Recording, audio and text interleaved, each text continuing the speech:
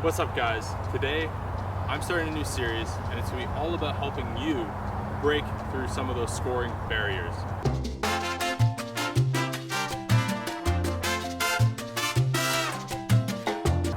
So we're going to be going through a couple huge milestones in golf: breaking 100, breaking 90, breaking 80, and then eventually we're going to go through some things to help you break par.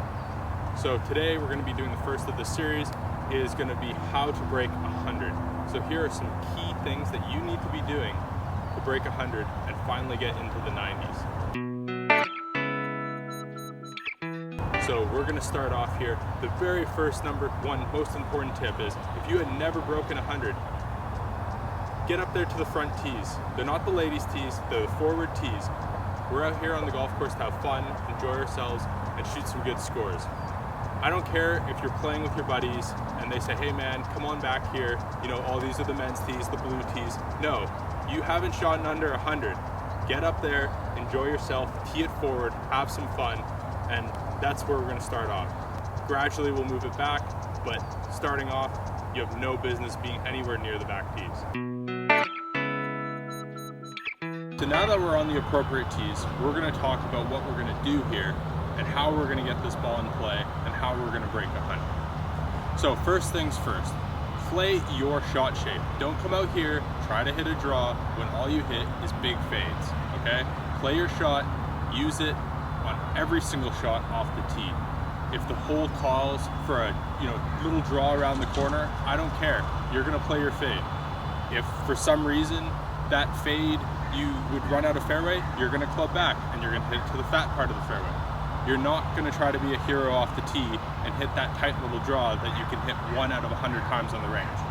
You're going to play the shot you know you can play, and you're going to play it every single time off the tee, okay?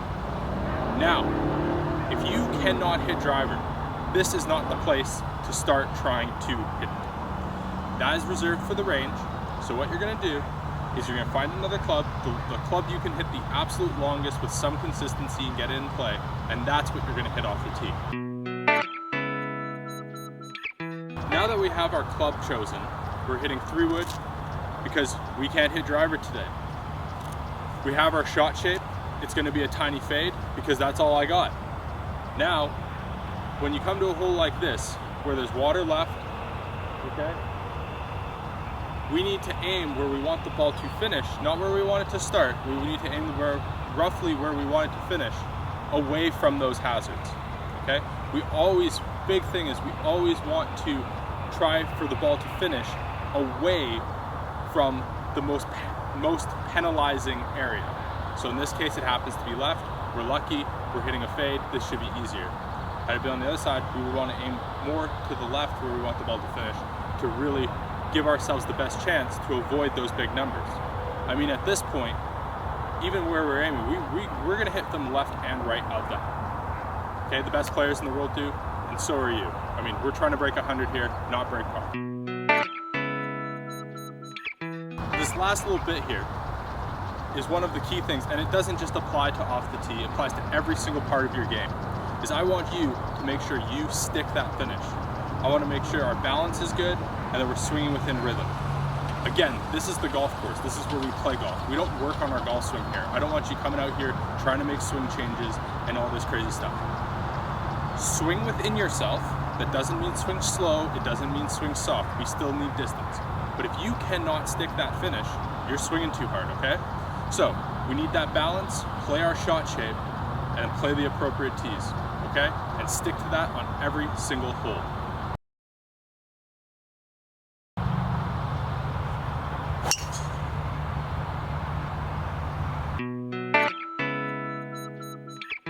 All right, so we got off the tee, but we found ourselves in some trouble. I mean, this is gonna happen. The best players in the world hit it offline, and we're gonna hit it offline a ton as well. The big thing to remember is, when we get it out of position on the golf course, the number one thing for us to do is get it back in play. Now, this varies depending on your skill level, but where we are right now, we're in a bunker. We're about 150 yards away from the hole. We have a good lie, and it's over water. So you have to think to yourself, how often can I pull this shot off? And if you can't pull this shot off at least 90% of the time, that is the wrong shot for you. And that is gonna cost you shots. So, right here, at the level we're playing at, trying to break 100, I just want you to get this ball back into play.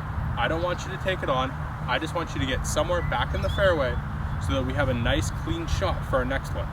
This is, again, gonna avoid the huge number, and it's gonna keep building that confidence and make the game a lot more calm, especially when we're trying to break through some of these scoring barriers, okay? So we're here, I have my lob wedge, and we're just gonna try to get this back into play, somewhere in the fairway to give us a nice clean look to hit this green.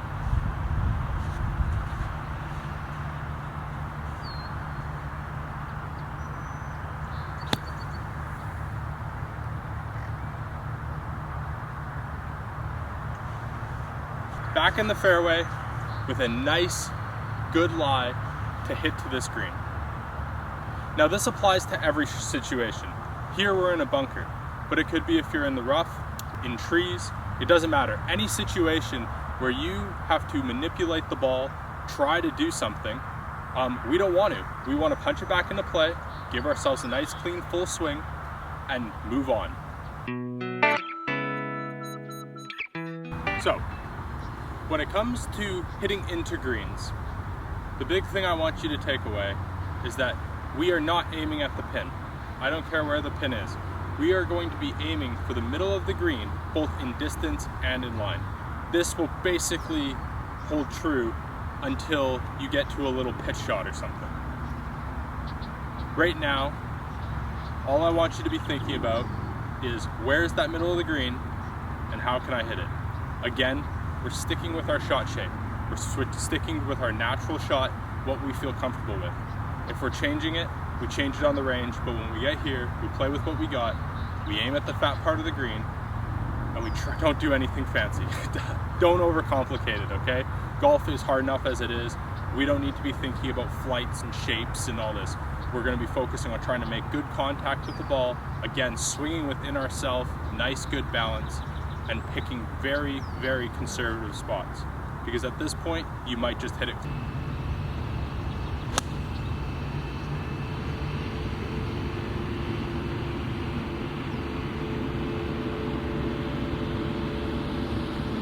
So there, I aimed right at the pin, I hit it where I was aimed. Distance came up a little short, but because my target was long, I have a look at birdie. Now what most people do here is they'll aim at the pin, they'll pick the club that they think they can fly that yardage. They hit it slightly off and they knock it in the water, and now they have a very difficult little pitch over the water. We don't want to do that. Make it simple, hit to the fat part of the green. Don't take on too much. Let the good shots happen, because they will, and just roll with the punches, okay? Breaking your low score is about sticking to a plan and just playing golf. Don't be too proud to lay up, okay? If there's a massive bunker in front of the green, a huge hazard, something that is going to mess with your golf ball, we want to lay it up, give yourself that nice comfortable yardage that you know you can hit, that you're comfortable, you know, give yourself that nice comfortable yardage and go from there. I mean, at the end of the day, your par on this hole is not 4, okay? It's closer to 6. So play it like that. If you feel uncomfortable, if you feel out of position, don't take on that 150-yard shot over the water. Lay it up, give yourself a wedge, and move on. Play within yourself, that's the big thing. Don't do what your playing partners are doing. And that applies to every level, but especially when you're breaking 100, okay? You break 100, breaking 100 is a huge milestone. Not many people actually will ever break 100. So play within yourself, and don't take on too much. Golf's not that hard. So we made it around the green. Now what do we do? Well, the big thing I want you to take away from this is we want to get that ball along the ground and running as soon as possible. So in this case, with a simple shot like this, that might even be the putter. Now this, I'll say, There's a few exceptions to when you're putting the ball, because I personally think you should be putting the ball as often as you can. If you're playing on Bermuda grass or super soggy wet conditions, or there's something in the way, yes, we don't want to putt it, we need to chip it over. Or if you're too far away and it just doesn't make sense, yes, we have to use our judgment. But for the most part, I want you putting this ball almost all the time. It's going to eliminate the big number, it's going to eliminate the flub or the duff or whatever you want to call it, and it's going to build that confidence. And it's so true, a bad putt is always better than a bad chip. But if we don't have the option to chip it, I want you to get really familiar with a 9 or 8 and maybe a pitching wedge depending on lofts these days. And I want you to get very comfortable running that ball. This is going to be your bread and butter shot. You need this shot if you want to break 100. I don't care. I don't care if you don't ever go to the range. I need you to spend some time around the greens working on chipping the ball and getting used to getting this running along the ground and having some idea of controlling the weight. At the end of the day, if you don't do that, you're not just going to magically come out on the golf course and do it. Spend a little bit of time working on bumping the ball around the greens, learning how it comes off, and if you have this shot in your bag, breaking 100 is going to be very, very simple. If you want to learn how to hit this shot, I have it up on my Instagram already. If you've gotten this far, make sure you like, comment, and subscribe. Follow me on all social media. Now, learn to get the ball running, learn this simple chip, and breaking 100 is going to become much simpler and stress-free.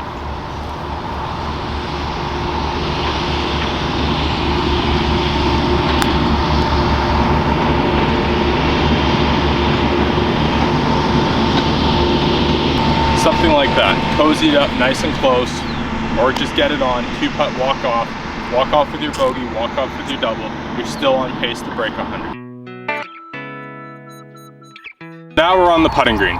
This is going to be the most important part for you to breaking 100. When we get to the putting green, what do I want you thinking about? Well, I want almost all your focus to be on speed. How hard are we going to hit this putt? And how are we going to get that ball nice and close to the hole? Okay? How we're going to judge this speed, it's all rhythm. Okay? We want a nice, smooth stroke. We don't want to be jabby. We don't want to be jerky. We want to have nice, consistent speed on the putting green. Because without speed, we have no chance of choosing a line.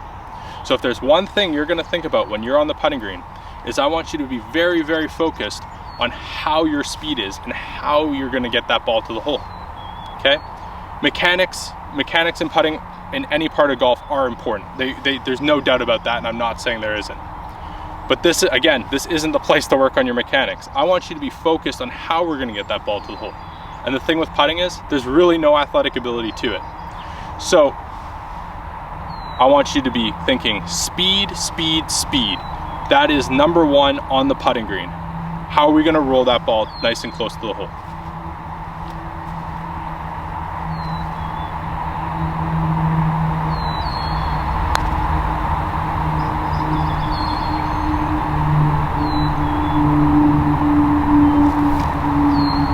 Okay, not the best putt in the world, but I now left myself with a 3-footer. And if you've been working on those 3-footers, that's going to be no problem for you. So I want you to spend some time knocking in those 2 to 3 footers, building that confidence, just seeing that ball go in the hole. When it comes to making short putts, it really all just comes down to contact and confidence. So the more time you can spend knocking those short putts in on the practice green, the easier these are going to be on the course. If you never do it on the practice green, it's going to be really difficult on the course. Not saying you got to spend a ton of time, but a little time will go a long ways. Get really comfortable knocking those in. I guarantee you golf will be a lot more fun because no one wants to be standing over a 3-footer thinking they're gonna miss. All right guys, that's the how to break 100 video. These are some of the tips that I want you to implement in your game to help lower your scores. Now remember, at the end of the day, if you don't practice at all, it makes it a lot harder to get better at golf. But just changing your approach and how you view certain things on the golf course can have a drastic effect on your score. Now, there's one more thing I want to mention. Mindset in golf is one of the biggest things to having good success. If you make a quadruple bogey on the first hole, don't beat yourself up. I know many people who have, including myself, who have absolutely blown up on the first hole and come back to shoot very good scores.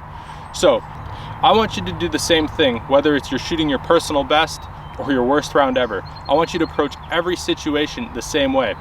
If you make a double on the first hole, I don't want you firing at the pin on the next hole or ramming that short putt to try to get it back. That doesn't work. It doesn't work, and I'm yet to see that work, okay? Yeah, you might make one or here, but you're gonna blow one by and miss. You go out with a plan and you gotta execute it. Some days you will, some days you won't. So implement those tips into your golf game, and until next time, guys, see ya.